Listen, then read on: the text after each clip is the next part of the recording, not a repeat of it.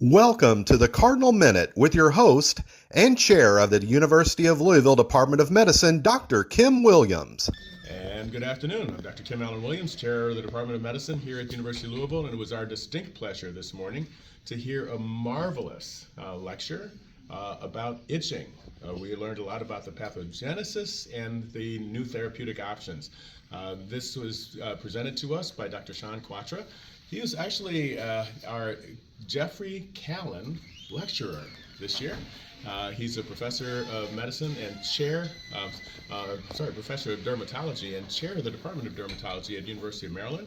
And Dr. Kwatra, can you please give us a nice 1-minute rendition of your talk? Absolutely. So thank you all for having me. The first thing is chronic itch is worth asking about. You can ask your patients about what's the worst itch they've had in the last 24 hours. If it's a 7 or higher, you know that they're really suffering. They're having trouble sleeping.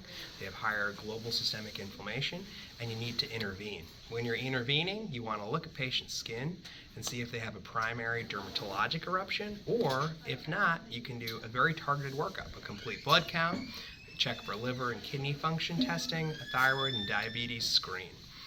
Finally, there's quite an array of new therapeutics that target the neuroimmune axis, many targeted immune biologics and also neuromodulating agents that you can choose from. But most important thing, always ask about a patient's itch, ask about your friend's itch, ask about your parents' itch, and thank you all so much for having me. Well, it's so wonderful to have, what a wonderful lecture, so informative, and honoring Jeffrey Callan, who is our chief of dermatology and a real legend in this field.